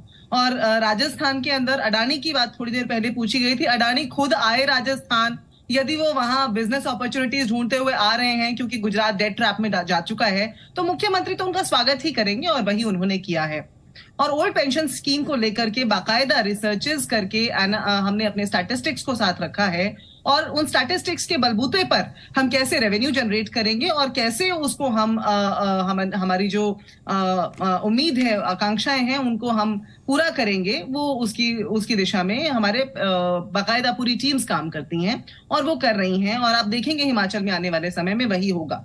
दूसरी बात यह है कि यहाँ पब्लिसिटी की बात मैं सुन रही थी, भाजपा के प्रवक्ता ने भी कहा और आपके जो विश्लेषक हैं उन्होंने भी कहा, तो जो पब्लिसिटी की बात है उस पर तो भाजपा से ज्यादा मैं समझती हूँ पैसा किसी ने खर्च नहीं किया है पिछले इतने सालों में। और उसके अलावा जो गुजरात की बात हो रही थी, गुजरात में 1.5 करोड़ लोग गरीबी में धकेले जा चुके हैं पिछले 5 वर्षों के अंदर ही। तो ये जितनी बातें यहाँ पर कर रहे हैं, ये इन्होंने पूंजीपति मित्रों के कर्ज मिटाने की बात भी कर दी कि वो हमने नहीं किया है या इतना कर्ज वापस दिया जा चुका है। मैं कोई इकोनॉमिस्ट तो नहीं हूं, लेकिन मैं फिर भी ये बात बता सकती हूँ कि जितना ज्यादा डेट ट्रैप के अंदर, जितना ज्यादा कर्जा हमारे इकोनॉमी के ऊपर आज मोदी जी के पूंजीपति मित्रों की वजह से है, उतना पिछले इतिहास में कहीं से भी नहीं रहा होगा। और हमारा जो आपने मुझसे पूछा कि हमारा प्लान क्या है, हमारा प्लान स्पष्ट है। हमने ओल्ड पेंशन स्कीम, आपने छत्तीसगढ़ की बात भी की थी, छत्तीसगढ़ में जो किसान हैं उनकी कर्जा माफी जो थी वो 2 घंटे के अंदर कर दी गई थी जब सरकार वहां बनी थी। और इस बार आप स्पष्टता देखिए कि बघेल जी ने इस बार साफ साफ बोल दिया कि इस बार हम किसानों की कर्जा माफी का वायदा करने जा ही नहीं रहे हैं छत्तीसगढ़ के अंदर। तो कांग्रेस जो कहती है वही करके दिखाती है। रेवड़ियां बांटने की और ना खाने की फितरत हमारी है, वो मोदी जी की है और भाजपा सरकार की है, वो वही करते हैं। ठीक है, आपने जो बातें की मैं इस पे जवाब ले लूंगी, लेकिन मेरा सवाल ये था कि आपने कहा कि रिसर्चर्स के पास ये प्लान होगा कि वो कैसे ये करेंगे। एक्चुअली आज जो जनता देख रही होगी उसके ज़हन में यही सवाल होगा। तो आपने ये कहा कि आपके रिसर्चर्स किस तरह की कर चुके हैं। मैंने कहा मैडम, मैं ओपीएस को कैसे, ओपीएस के लिए पैसा किस तरह से जुटाया जाएगा, मेरा सवाल उस संदर्भ में था। ठीक है, अब आप जवाब ले लीजिए। जवाब राजस्थान में ऑलरेडी लागू की जा चुकी है। मैडम, मैं बात कर रही हूँ हिमाचल प्रदेश की, आप मुझे बता रही है राजस्थान की। मैं राजस्थान के किसानों की बात कर रही हूँ, उस संदर्भ में हम कर चुके हैं अदिति जी, वहां हम कर चुके हैं। मैं हिमाचल प्रदेश की बात कर रही हूँ। I not audible to you? Himachal में तो अभी ओथ लेना बाकी है, जब ओथ ले ली जाएगी तो मैं प्लान होगा ना, वही प्लान आपसे पूछ रही हूँ। Exactly, that is the plan that I am asking you about. जो राजस्थान में किया, जवाब ले लीजिए, जवाब ले लीजिए आप। अजय आलोक, पहले आपका जवाब, उसके बाद घनश्याम तिवारी। देखिए महिमा जी को मैं बताना चाह रहा हूं कि जरा कृपया करके जाके 22 जून 2022 आरबीआई की रिपोर्ट राजस्थान के बारे में पढ़ ले। पिछले साल जो आपने ओपीएस की बात की, हमने राजस्थान में लागू कर दिया। उसी के बाद आरबीआई की रिपोर्ट आई है कि आपका टोटल डिपॉजिट कलेक्शन जो है राज्य सरकार की, जो कि केंद्र सरकार और अपने रेवेन्यूज को मिला के है, उसका आप 90% ऑलरेडी खर्च कर रही हैं सिर्फ अपने पेंशन पे, ओल्ड ओपीएस पे नहीं, जो एग्जिस्टिंग पेंशन थे उस पे, सैलरीज पे और अपने लोन को, डेट को पे करने में। अब ये जो ओपीएस आपने लागू किया है, इससे आपका रेवेन्यू एडिशनल हर साल जीएसडीपी का 3% माइनस में चला जाते रहेगा। इसलिए रेड लिस्ट में डाला था आपको आरबीआई ने। इसका जवाब अभी तक ना राजस्थान सरकार ने दिया कि हम कैसे रेवेन्यू बढ़ाएंगे, ना क्या करेंगे। और शायद यही कारण था कि अडानी और बाकी लोग जब स्टेट में आए तो आपने ओपन आर्म से उनका स्वागत किया, क्योंकि आपको इन्वेस्टमेंट चाहिए स्टेट्स में, ताकि स्टेट की रेवेन्यू बढ़े। ये अच्छी बात है। ठीक है, जवाब ले लीजिए। अब जवाब लीजिए महिमा जी, जवाब आपका। एक सेकंड, जवाब ले लीजिए सर। आप पॉइंट उठा रहे हैं ना। एक बात और, अजय जी, मैं आपको काउंटर दिला रही हूँ, उसके बाद मैं वापस आपको मंच दे रही हूँ, क्योंकि आपने आरबीआई की रिपोर्ट का हवाला दिया।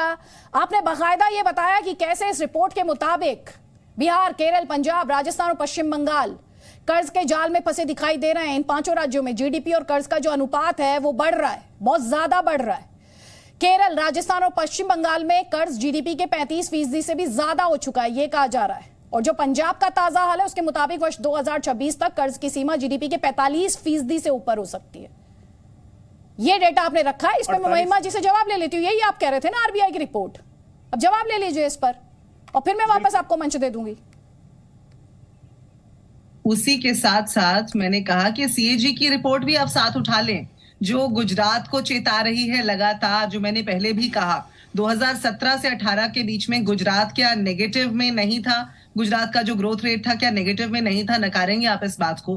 तो सीएजी की रिपोर्ट को और आरबीआई की रिपोर्ट को आप साथ साथ रखें। आप हंगर इंडेक्स को नहीं रखेंगे, आप सीएजी की रिपोर्ट को नहीं रखेंगे, आप कितने लोग गरीबी रेखा के नीचे कितनी संख्या लोगों की गई, आप उसको साथ में नहीं देखेंगे, लेकिन आप सिलेक्टिव डेटा पर बात करेंगे। क्षमा चाहती हूं, इस तरह से तो एक बायस्ड डिबेट तो की जा सकती है, लेकिन अगर आपको एक फेयर डिबेट करना है तो उसके लिए तो आपको तमाम जो रिपोर्टें हैं उनको साथ रखना होगा और उसके हिसाब से बात करनी होगी। गुजरात, आपने अडानी की अभी बात की कि अडानी को ओपन आर्म से हमने वेलकम किया।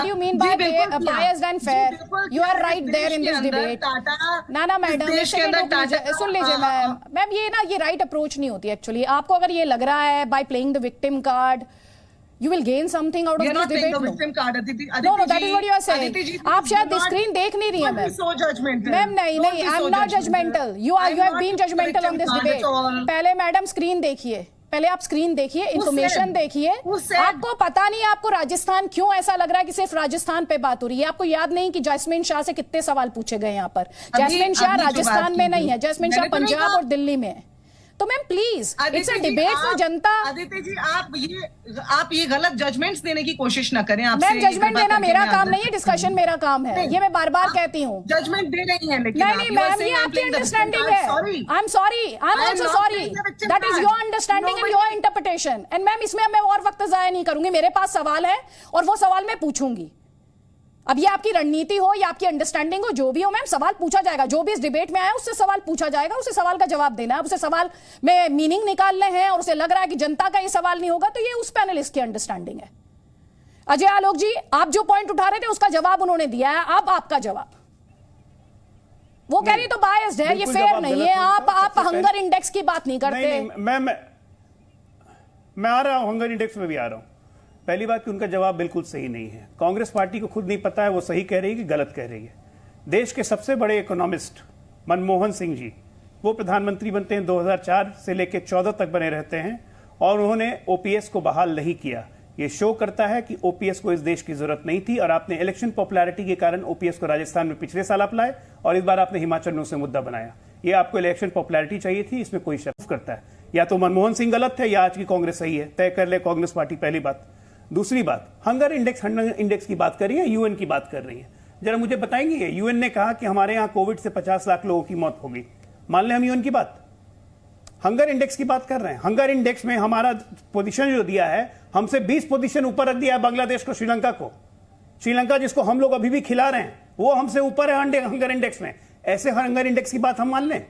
देश को नीचा दिखाने में मजा आता है क्या अपोजिशन पार्टी को, मोदी के नाम पर? अरे ये हंगर इंडेक्स की रिपोर्ट बायस्ड फालतू रिपोर्ट है। हम बांग्लादेश और श्रीलंका, उसके बाद अफगानिस्तान, इससे नीचे हो सकते हैं? खुद ही सोचिए जरा। ये हंगर इंडेक्स की रिपोर्ट थी और उसको लेके आप हाई हंगर इंडेक्स कर रहे हैं। ठीक है, इस पे जवाब लीजिए आप घनश्याम तिवारी से। फर्जी रिपोर्ट है एक नंबर की। ये कह रहे हैं हंगर इंडेक्स की जो रिपोर्ट है वो बायस्ड रिपोर्ट है और जो देश के विपक्षी पार्टियां हैं उस रिपोर्ट का सहारा इसलिए ले रही हैं ताकि नरेंद्र मोदी और उनकी सरकार को बदनाम किया जा सके, देश को बदनाम किया जा सके। देखिए, समूचे उत्तर प्रदेश के चुनाव में तरह तरह के झूठ बोले गए, जिसमें एक झूठ ये था कि WHO ने उत्तर प्रदेश सरकार की पीठ थपथपाई। ये जो 50 लाख का आंकड़ा है तो WHO का आंकड़ा है, तो जब इनकी हल्की फुल्की भी तारीफ होती है तो उसको लेके पूरे देश में ढिंढोरा पीटते हैं। और जब आंकड़ों के साथ इनके सामने इनका कच्चा चिट्ठा खोला जाता है तो कहता है देश बदनाम हो रहा है। ये बताइए कि देश की ग्रोथ रेट को लेकर के जो पीठ थपथपाते हैं, जब कोई भी एजेंसी कहती है कि देश की ग्रोथ रेट कम हो रही है तो उसके बारे में कहते हैं अरे वो एजेंसी गलत है। जो सरकार ये नहीं ये कहती है कि ऑक्सीजन की कमी से कोई मौतें नहीं हुई, जो सरकार ये कहती है कि गंगा में जो लाशें तैर रही थी वो तो रिचुअल था इसलिए तैर रही थी, जब उसके मंत्री अपने सांसद चिट्ठियां लिख रहे थे, जो सरकार जब उत्तर प्रदेश में पंचायत के चुनाव हो रहे थे सैकड़ों शिक्षक मर गए, उनका जब तक उन शिक्षकों ने विरोध नहीं किया तब तक सरकार ने उस पर ये आंकड़ा जारी नहीं किया कितने शिक्षक मरे। तो जिस देश में सिर्फ प्रधानमंत्री अपने आलिशान लाइफस्टाइल को दिखाते हैं, अपनी बड़ी बड़ी गाड़ियों को दिखाते हैं, अपने तरह तरह के महंगे परिधानों को दिखाते हैं, लेकिन गरीब की बात को दबा दिया जाता है। आज भी ये सरकार नहीं बता सकती कि जब अचानक लॉकडाउन हुआ तो कितने मजदूर और उनके परिवार चलते चलते गुजर गए, कितने लोगों का नुकसान हुआ, उन लोगों के लिए इन्होंने कुछ किया कि नहीं किया। ये जो लखीमपुर खीरी में किसानों का हत्याकांड हुआ, जिसमें इनके सांसद के, इनके मंत्री के पुत्र जिसके सेंटर में है, जिन पे आरोप है, उस सरकार ने, उत्तर प्रदेश सरकार ने कहा कि उनको मुआवजा दिया जाएगा। क्या वो मुआवजा दे पाए? समझना चाह रही हूँ फ्रीबीज की पॉलिटिक्स का और इसका क्या लेना देना है? देखिए, फ्रीबीज की पॉलिटिक्स का इसका यह लेना देना है कि प्रधानमंत्री सिर्फ अपने बड़े बड़े पूंजीपति मित्रों को मदद करते हैं, उनको जनता का दुख दिखाई नहीं देता है। उन्हें यह नहीं दिखाई देता कि इस देश में आम परिवार का बच्चा क्लास 11th भी नहीं ज्वाइन कर पा रहा। उनको यह नहीं दिखाई देता कि इस देश में पढ़ा लिखा युवक है जिसको रोजगार नहीं मिल रहा है। इनको ये नहीं दिखाई देता कि जब सारे स्कूल बंद थे, देखिए, आप जो मुद्दे उठा रहे हैं वो रेलेवेंट, देखें वो बहुत इंपॉर्टेंट मुद्दे हैं और वो इस देश के विकास को आगे ले जाने के लिहाज से बहुत अहम है। लेकिन ये फ्रीबीज की पॉलिटिक्स के साथ किस तरह से कनेक्ट कर रहे हैं, मैं समझने की कोशिश कर रही हूँ। उनका आरोप ये है कि ये शॉर्टकट की नीति है। उनका आरोप ये है कि आप जब फ्रीबीज की पॉलिटिक्स में जाते हैं तो आप देश की इकोनॉमी को हर्ट करते हैं। अब ये तो कंप्लीटली एक अलग आर्ग्यूमेंट है। नहीं, मैं बताता हूं ना, सुनिए, बहुत साधारण सी बात है। जब इन लोगों ने फोर्स लॉकडाउन किया इस देश में, 4-5% बच्चे लैपटॉप या टैबलेट या मोबाइल फोन में पढ़ पाते थे। हमने अपने समय में बच्चों को लैपटॉप दिया, इन लोगों ने एक मोबाइल फोन भी दिया होता। आज जो उनकी इलिटरेसी हुई है इनके गलत निर्णय से, शिक्षा इनके लिए महत्वपूर्ण है नहीं, क्योंकि जिनको ये लोग एनपीए में लाइट ऑफ करते हैं उनको शिक्षा की जरूरत नहीं, उनको तो लाखों करोड़ की जरूरत है। या फिर जिन मजदूरों के रोजगार चले गए उनको 100 रुपए भी दिए होते। तो इस देश में कमजोर गरीब आदमी जो अपना जीवन नहीं जी पा रहा है उसकी मदद करने को ये सवाल इनका फ्रीबीज की पॉलिटिक्स पर नहीं, दरअसल बीजेपी की पॉलिसीज पर है, फ्रीबीज की पॉलिटिक्स पर नहीं है। देखिए आरपी सिंह जी ये कह रहे हैं कि फ्रीबीज की, इनका सवाल फ्रीबीज की पॉलिटिक्स पर नहीं है। इनका सवाल है आपने जो डिसीजंस लिए, इन्हें प्रॉब्लम है आपने जब लॉकडाउन लगाया, इन्हें प्रॉब्लम है जिस तरह से शिक्षा पर उसकी मार पड़ी, इन्हें प्रॉब्लम है, ये आरोप लगा रहे हैं कि आप अपने पूंजीपति मित्रों तक फायदा पहुंचाते हैं और आप एंटी पुअर है, आप इस देश के गरीब के खिलाफ है। जी धन्यवाद। जरा इनकी जानकारी में नहीं है कि पॉवर्टी जो लाइन है वो 10% कम हुई है पिछले 10 सालों में। ये मैं आपको डेटा भेज दूंगा और ये रिकॉर्ड भेज दूंगा आपकी जानकारी के लिए। अगली बात, दूसरी बात, ये कह रहे हैं कि हमने कोरोना के काल में चिंता नहीं करी। देश में सब लोगों को डबल इंजेक्शन लगा, डबल वैक्सीनेशन मिला, कोई एक पैसा लिया, दुनिया भर में पैसे से वैक्सीनेशन लगे। हमारी सरकार ने एक पैसा नहीं और अपनी नहीं, आस पड़ोस के देशों की भी चिंता करी वैक्सीनेशन के मामले में। आप कहते कोरोना में चिंता नहीं करी। आज भी 80 करोड़ लोगों को भोजन मिल रहा था, क्योंकि इसलिए मिल रहा है क्योंकि चिंता करने की बात थी। आपके हिसाब से चलते तो इंजेक्शन भी नहीं लगाना चाहिए था। उस इंजेक्शन में तो नपुंसकता हो रही थी आपके नेताओं के अनुसार चलते तो। वो आपके नेताजी कहते भाजपा का इंजेक्शन नहीं लगाना चाहिए अगर आपकी भाषा में चले जाए तो। इसलिए ये सब बातें मत करिए। सच ये है कि आप लगातार झूठ की डुगडुगी बजाते हैं कि दोस्तों को कर्जा माफ कर दिया। किसी का कोई कर्जा माफ नहीं हुआ, ये मैं बड़ा स्पष्टता से कह रहा हूं। अगर हो तो कोई डॉक्यूमेंट और एविडेंस आइए किसका कर्जा माफ हुआ, सिर्फ आपके कहने मात्र से नहीं, पहली बात। दूसरी बात, लगातार जिन राज्यों की ये बात करें, मैं जरा कृपा करके गुजरात का अभी जो आप डेटा धारे से दोहरा दीजिए, जीडीपी का रेशियो क्या है, वो 19% और 40% का फर्क है गुजरात में। गुजरात और राजस्थान के बीच में जो आपने पूछा था उसका जवाब ये है, एनरोलमेंट रेट 47% है, यानी कि आधे बच्चे। सर मैं आपकी पढ़ाई वाली बात पे भी आ रहा हूँ सर। आपको टोका क्या मैंने, आपको टोका मैंने क्या, आपको टोका मैंने क्या? आरपी सिंह जी 40 सेकंड में बात पूरी कर लीजिए, मुझे जैस्मिन शाह को फ्लो देना प्लीज। जल्दी 40 सेकंड्स ले लीजिए और उसके बाद सीधी बात है, सीधी बात है। जब आप चुनाव जीतने के लिए आप फ्री भी देते हैं, आप लोगों को ऐसी सुविधा देते हैं जिसकी जरूरत नहीं और टारगेटेड नहीं देते और उसमें भी घोटाला करते हैं तो वो गलत है। जब आप टारगेटेड कर जिसकी चिंता होनी चाहिए उसकी आप चिंता करते हैं तो वो ठीक है। हो ये रखा है कि दिल्ली सरकार या बाकी कुछ सरकारें इस प्रकार की कोशिश कर रहे हैं कि हम एक जनरल स्वीपिंग सबको फ्री दे दें जिससे हमको वोट बैंक की राजनीति हो जाए। ये वही बात लेकर जाते हैं गुजरात में, वही बात लेकर पंजाब गए, वही लेकर गोवा गए, वही लेकर उत्तर प्रदेश गए और फिर जब लागू करने की बात आती है तो फिर हाथ में कटोरा लेकर खड़े हो जाते हैं। पंजाब के मुख्यमंत्री दिल्ली आकर कटोरा लेकर खड़े होते हैं। जैस्मिन शाह इन्होंने 2 बातें कही हैं यहाँ पर। पहले अजय आलोक ने कहा आप हंगर इंडेक्स की बात करते हैं, वो देश के खिलाफ प्रोपेगेंडा था। दूसरी बात ये कहते हैं कि आप फ्रीबीज का वादा तो कर देते हैं, फिर आप आ जाते हैं केंद्र सरकार के पास मांगने के लिए। देखिए उन्होंने बड़ी चतुराई से जब यूएन ह्यूमन, इसलिए मैंने एक आंकड़ा नहीं कर रखा था आदित्य जी, मैंने मल्टीपल आंकड़े रखे थे। मैंने यूएन का ह्यूमन डेवलपमेंट इंडेक्स रखा था, उसका जवाब नहीं दिया कि वहां पे भारत की रैंक 131 क्यों है, मतलब घट रही है अपनी रैंक। ये कह रहे कि नहीं यूएन ने तो हमारी किसी और मुद्दे पे वाहवाही की, मतलब जवाब देने से बच रहे हैं। देखिए रेवड़ी पॉलिटिक्स पे मैं आखिर में एक चीज कहना चाहूंगा कि देखिए हर सरकार कोई ना कोई सुविधाएं या रेवड़ियां देती है। सवाल यह है कि आप किसको रेवड़ियां देते हैं, किसको नहीं देते हैं। एक है केजरीवाल जी का मॉडल। आरपी सिंह जी सुन लीजिए, मैंने आपको नहीं आपको इंटरप्ट नहीं कर रहे थे। RP Singh ji please, RP Singh ji, RP Singh ji वो आपको इंटरप्ट नहीं कर रहे थे। आरपी सिंह जी वो आपको इंटरप्ट नहीं कर रहे थे सर, प्लीज एक सेकंड सर, आपकी बात ही नहीं जा रही है। मैं भी बोल रही हूँ, वो भी बोल रहे हैं, आप भी बोल रहे हैं, ऐसी किसी की बात नहीं जा रही है सर। इंतजार कीजिए ना आप अपनी बारी का। वो आपसे सवाल पूछेंगे तो जवाब आप ही देंगे, कांग्रेस तो देगी नहीं उस पर जवाब। बीजेपी से सवाल होगा तो बीजेपी जवाब देगी ना सर, तो सवाल तो सुनिए उनका। जैस्मिन शाह, मेरा यही कहना है कि हर सरकार मुफ्त की सुविधाएं देती हैं, लेट से रेवड़ियां देती हैं।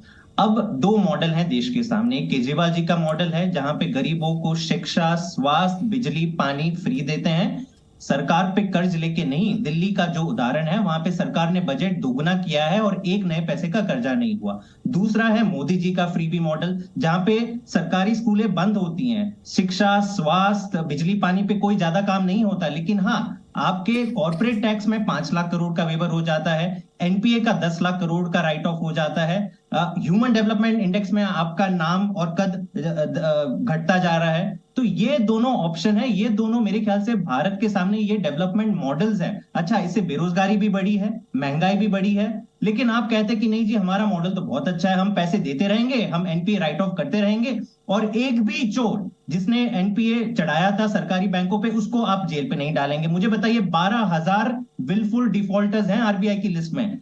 आपकी सरकार ने मना किया कि नहीं हम इनके नाम भी सार्वजनिक नहीं करेंगे, और इनमें से एक को भी आपने जेल में नहीं डाला। मतलब ये सारे आपके दोस्त हैं, इससे साफ होता है। आरपी सिंह जी आप दीजिए जवाब। जरा इनके डेवलपमेंट मॉडल की चर्चा करें। 1047 स्कूल है जिसमें से 817 स्कूल में प्रिंसिपल नहीं है, 415 स्कूल में वाइस प्रिंसिपल नहीं है, 16,832 टीचर अभी भी कच्चे हैं, वहां पर पक्के भर्ती नहीं किए इन्होंने टीचर। किस डेवलपमेंट मॉडल की बात करते हैं? उस डेवलपमेंट मॉडल की बात करते हैं जिसमें मोहल्ला क्लिनिक में गलत दवाई देने के अनुसार 3 बच्चों की हत्या करा दी इन्होंने।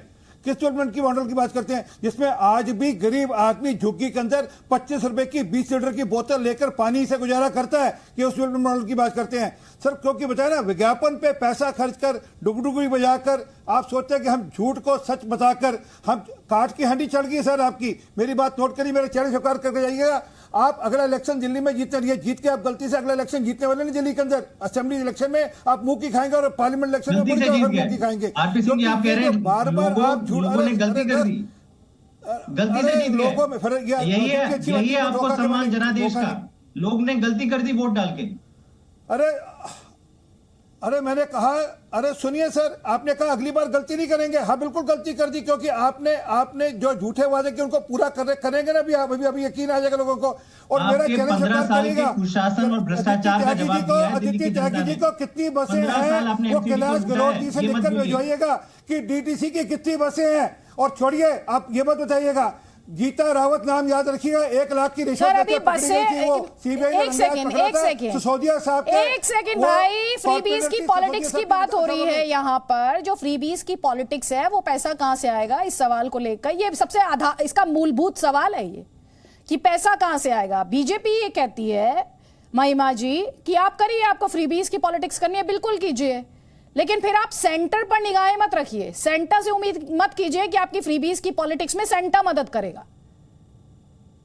अदिति जी, पहले तो ये समझना पड़ेगा हमें कि ये जो फ्रीबीज या रेवड़ी जिसे कहा जा रहा है और welfare, public welfare, state welfare जिसे हमारे कॉन्स्टिट्यूशन ने कहा है, इसमें क्या अंतर है। और जायज सी बात है, लाजमी सी बात है कि जो लोग संविधान की अवमानना करते रहे हैं, जिनकी संस्कृति ही थी संविधान की अवमानना, ऐसी भाजपा न तो संविधान को समझती है, उसे तोड़ने मरोड़ने का काम करती है, और न ही उसके अंदर दिया गया जो स्टेट वेलफेयर का प्रोविजन है उसको समझती है। स्टेट वेलफेयर ये कहता है, जैसा कि विश्व में बहुत से देशों के अंदर होता है, कि एजुकेशन, हेल्थ, सैनिटेशन, ये सब जो है ये सरकार की जिम्मेदारी है। जिन्होंने आपके लिए वोट किया या नहीं किया, जो भी आपके नागरिक हैं, उन सबको देने की जिम्मेदारी है। और फ्रीबीज क्या है? फ्रीबीज है 15 लाख आपके अकाउंट में डलवा देंगे। फ्रीबीज है स्कूटी हम हर एक लड़की को, हर एक स्टूडेंट को दिलवा देंगे। या फ्रीबीज है कि उत्तराखंड में जो कहा था इन्होंने, अब अगर वही बात दूसरे पार्टियां कहें कि हम फ्री बिजली दे देंगे तो वो रेवड़ी है, फ्रीबीज है। लेकिन वो बात वो उत्तराखंड में वोट लेने के लिए कहें तो वो ठीक है। अभी सर्वोच्च न्यायालय इसके ऊपर जब कोई ठोस हमको आदेश देगा तो उससे बहुत सी चीजें साफ होंगी। लेकिन उसके बाद भी अब बात यह है ना कि आज तो जो टसल देश के अंदर देखने को मिलता है वो विधि मंत्रालय और सर्वोच्च न्यायालय के बीच में सीधा सीधा हम यहाँ पर भी एक तरह से देख रहे हैं। नहीं, मैं आप सबसे अब ये क्लैरिटी चाहती हूँ। मेरा बहुत बेसिक सवाल है, आप फ्रीबीज की जो पॉलिटिक्स है इसके फेवर में, इसके खिलाफ है? मैंने पहले बोला ना, फ्रीबीज और वेलफेयर में पहले तो हमें Exactly, that is why I'm asking you. आप फ्रीबीज को सपोर्ट करते हैं, फ्रीबीज के खिलाफ? हाँ, सुनिए, अगर आप 15 लाख बोलते हैं कि हम खाते में डलवाएंगे या स्कूटीज देंगे, वो फ्रीबीज है, उसके मैं खिलाफ हूँ। लेकिन स्टेट वेलफेयर के मैं हित में हूँ, संविधान के मैं हित में हूँ। तो आप मुफ्त बिजली पानी के फेवर में है, तो कांग्रेस पार्टी मुफ्त बिजली, मुफ्त पानी, महिलाओं को भत्ता, इनके फेवर में है।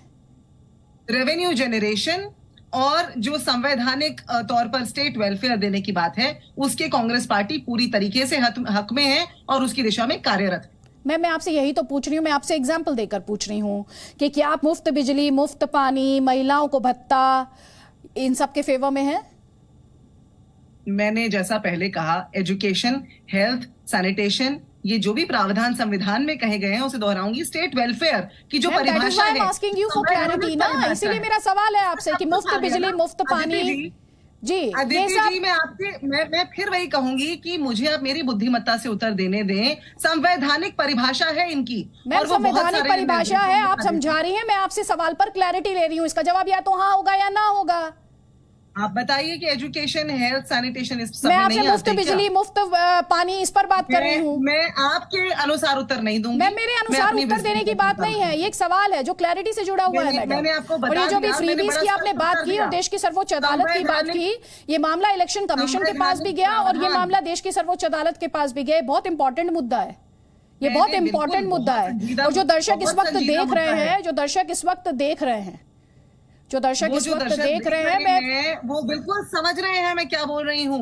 नहीं, मैं वो ये भी समझना चाहते हैं कि आपके हिसाब से मुफ्त बिजली, मुफ्त पानी फ्रीबीज में आता है या वेलफेयर स्कीम के लिए क्वालिफाई करता है? ये सब्जी मंडी के सवाल नहीं है ना कि ये ऐसे ही बैठे बैठे इनको। मैम, ये सब्जी मंडी नहीं है। For your clarity, you are sitting on a national channel which is watched in more than 150 countries. This is not a सब्जी मंडी। For clarity, आप क्लैरिटी नहीं दे पा रही हैं, आपकी मजबूरी है, मैं समझ सकती हूँ, but you need not use the words like or terms like sabzi mandi. I am sorry. एक नेशनल पार्टी की प्रवक्ता है, ग्रैंड ओल्ड पार्टी की प्रवक्ता है, थोड़ा सा शब्दों के इस्तेमाल पर, थोड़ा सा शब्दों के इस्तेमाल में मर्यादा बढ़ती जानी चाहिए। इट इज नॉट अ सब्जी मंडी। क्या बात कहूंगी यहाँ पर? नहीं, आप सब्जी मंडी, अगर आपको लग रहा है सब्जी मंडी है, और आपसे ये पूछ लेना कि मुफ्त बिजली और मुफ्त पानी आपकी नजर में क्या ये फ्रीबीज के लिए क्वालिफाई करता है या नहीं। अगर आपको ये सवाल सब्जी मंडी का दिखाई देता है, मैडम संभाल के रखिए। आप फिर आप अगर ये सब्जी मंडी का सवाल पूछती हैं तो सब्जी मंडी, फिर जनता को आप सब्जी मंडी बता रही हैं। कोई बात नहीं, कोई नहीं ma'am, thank you so much.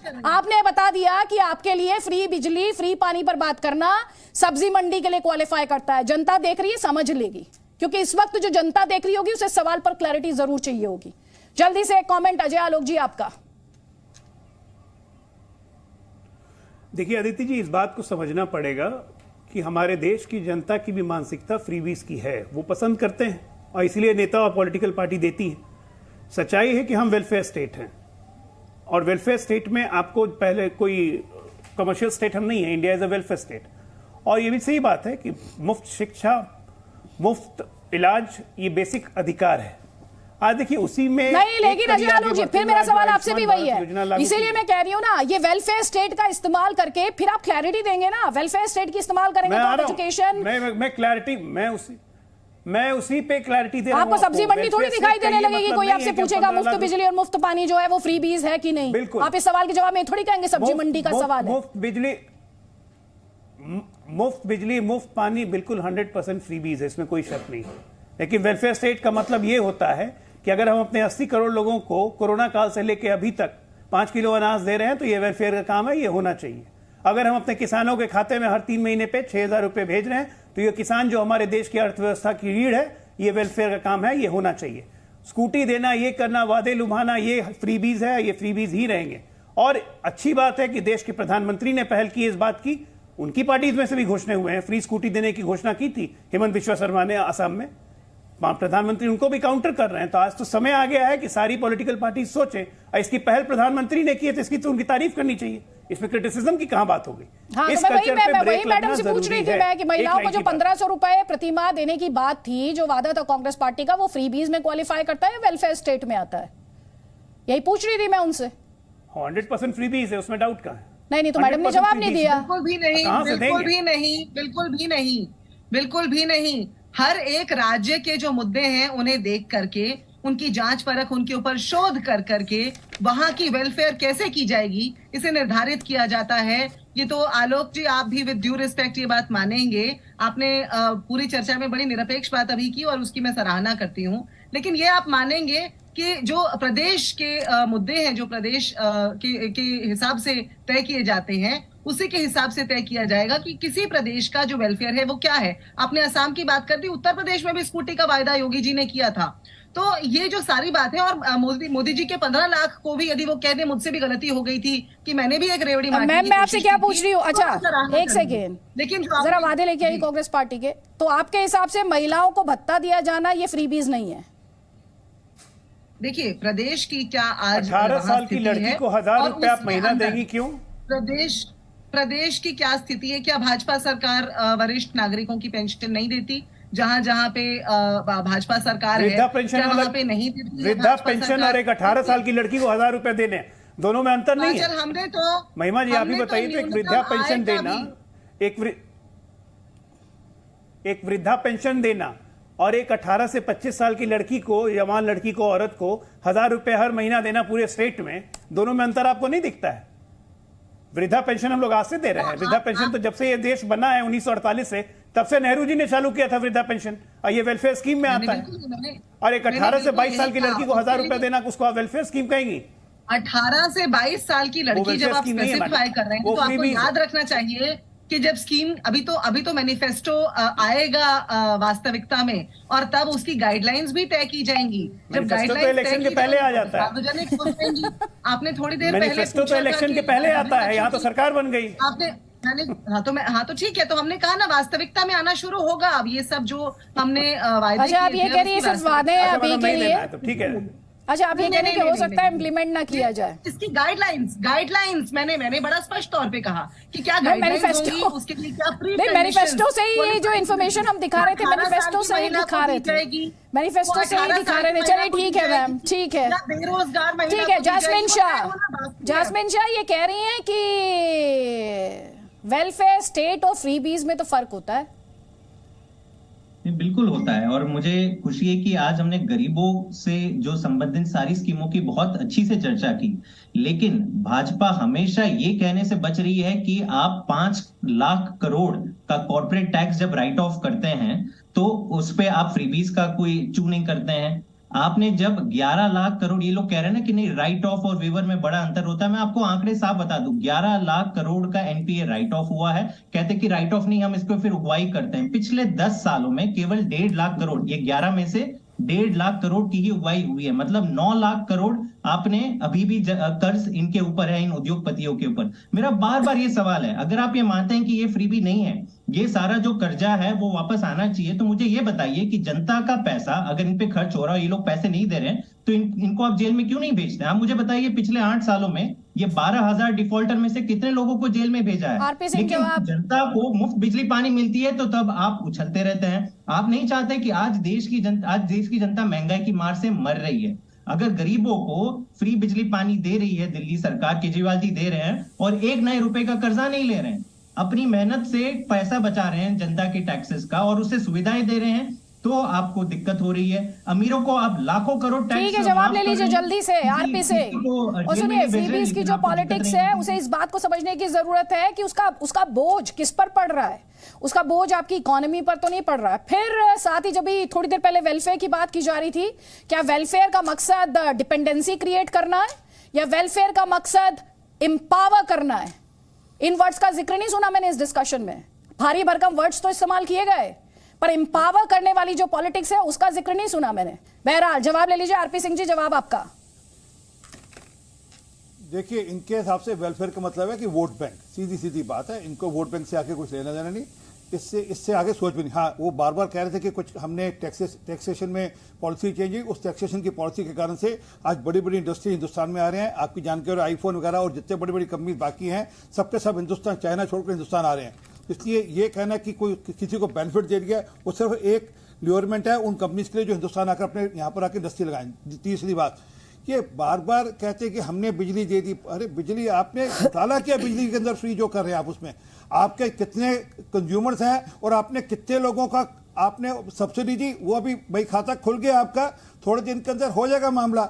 और ये जो बार बार कहते हो ना कि कौन सा दोस्त गया, एक दोस्त है सतेंद्र जैन, मेरा दोस्त सतेंद्र जैन जेल में है ईडी का घोटाला करते हुए, तो कोई दोस्त छूटने वाला नहीं है।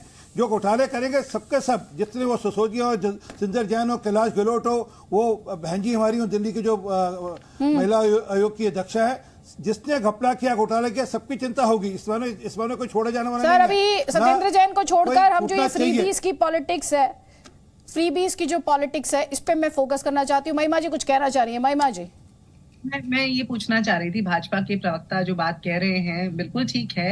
मैं उनसे ये पूछना चाह रही हूँ, वोट बैंक के लिए 15 लाख का वायदा किया था कि नहीं किया था, और क्या वो पूरा कर लिया? 2 करोड़ नौकरियों का वायदा किया था कि नहीं किया? अच्छा किया आपने वोट बैंक के बारे में बहुत अच्छे से जानते हो। कृपा कर मैं चाहूंगा देती वो जरा वीडियो चलवा दीजिए। प्रधानमंत्री जी ने क्या कहा था?